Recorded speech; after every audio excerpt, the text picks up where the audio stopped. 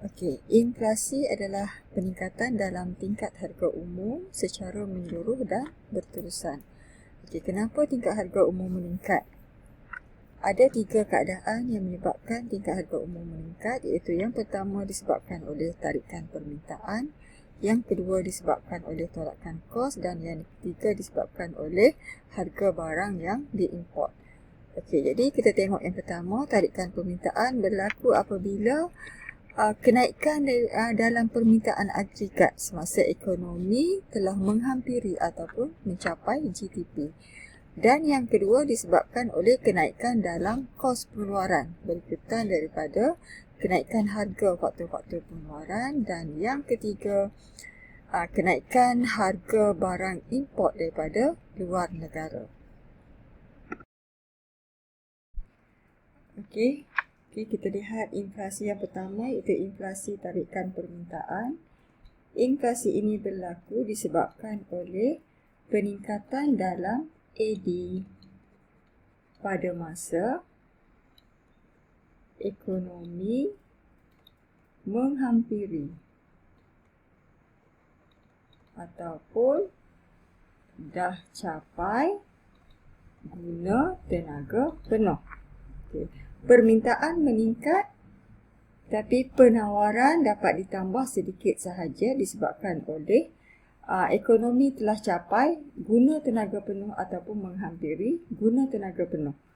Guna tenaga penuh ni maksudnya semua faktor telah digunakan sepenuhnya yang menyebabkan penawaran tidak dapat ditambah. Okay, jadi bila AD meningkat pada masa ekonomi telah mencapai guna tenaga penuh, maka harga akan meningkat.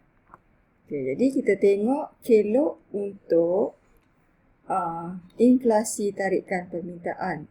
Saja ini adalah harga umum dan paksi X adalah KNK benar ataupun pendapatan negara benar.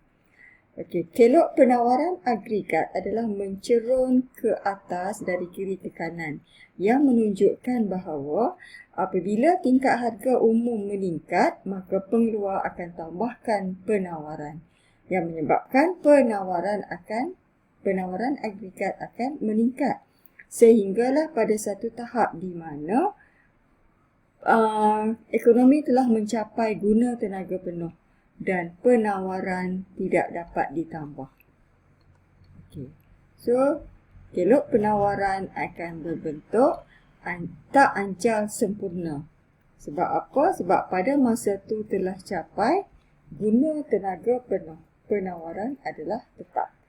Okay, jadi sekarang kita tengok macam mana inflasi tarikan permintaan berlaku. Kita andaikan yang asalnya kelok permintaan agregat adalah pada AD dan keseimbangan berlaku apabila AS bersilang dengan AD pada titik E0. Dan kat sini pendapatan negara benarnya adalah Y0 dan harganya adalah P0. Okay. Apabila kelok AS yang mencerun ke atas ini menunjukkan bahawa ekonomi telah menghampiri guna tenaga penuh. Okay. Y0 ke YF menghampiri guna tenaga penuh. Okay. Apabila permintaan agregat meningkat daripada AD ke AD1, penawaran agregat dapat ditambah. Tapi disebabkan pada waktu itu telah menghampiri GDP, jadi peningkatan AD itu adalah lebih besar daripada peningkatan dalam AS.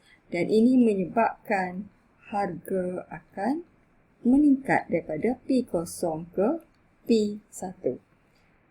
Dan keseimbangannya adalah pada E1.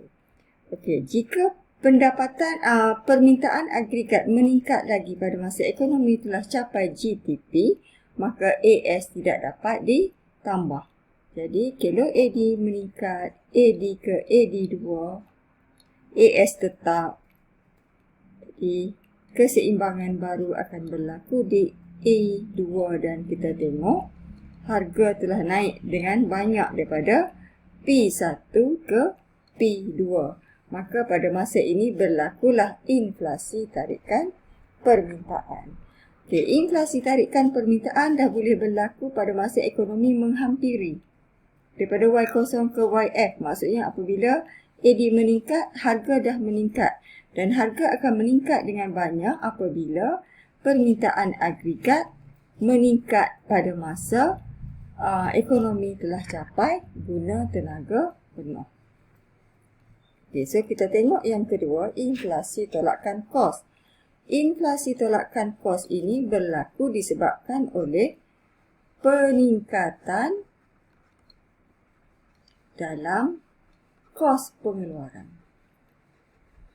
Okey, apa yang boleh menyebabkan kos pengeluaran meningkat? Mungkin disebabkan oleh bahan mentah. Bahan mentah harganya telah meningkat, dia naik. Ataupun upah buruh. Upah buruh yang meningkat. Okey, jadi ini apabila harga bahan mentah dan upah buruh meningkat, kos pengeluaran akan meningkat. Jadi apabila kos pengeluaran meningkat, pengeluar akan kurangkan penawaran. Okey. Jadi kita tengok kat sini, keloknya adalah kat sini kita katakan harga umum dan di sini adalah KNK benar. Okey. KNK benar. Dan inflasi tolakan kos ini juga berlaku pada masa ekonomi dah capai GDP. Guna tenaga penuh. Okay, jadi bila dah capai GDP, kita lakarkan rajah macam tadi. Kalau penawaran naik dan bila sampai satu peringkat dah capai GDP, AS dah tak boleh nak tambah. Okay, so ini adalah AS yang pertama. Katalah sini AS kosong. Dan ini adalah YF. Keseimbangan asalnya berlaku di E0. Apabila AD sama dengan AS kosong dan harga di pasaran adalah P0. Okey, jadi apabila berlakunya peningkatan dalam kos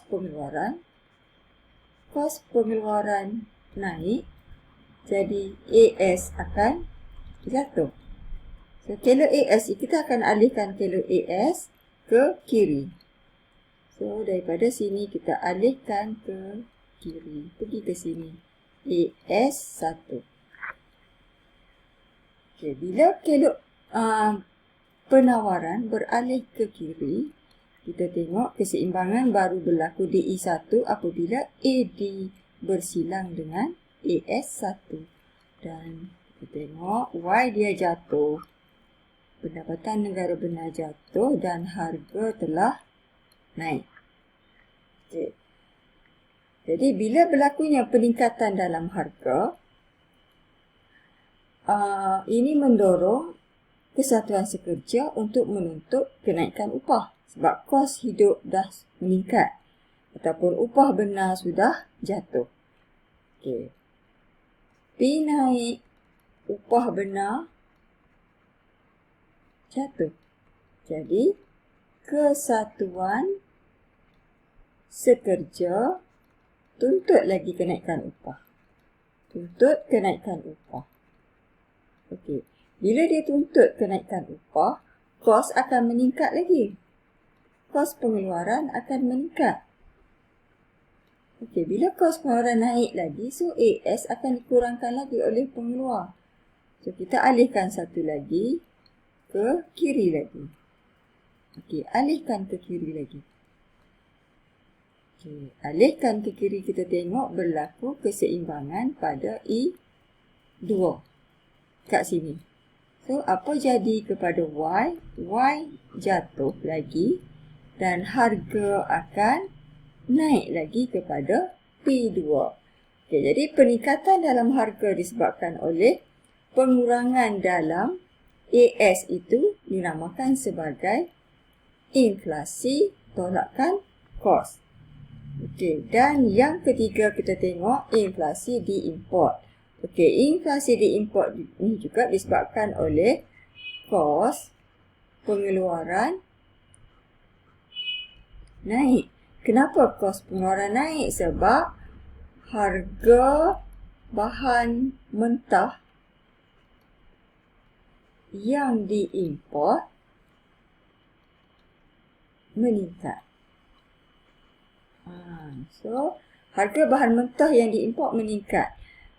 Firma gunakan bahan mentah yang diimport daripada luar negara.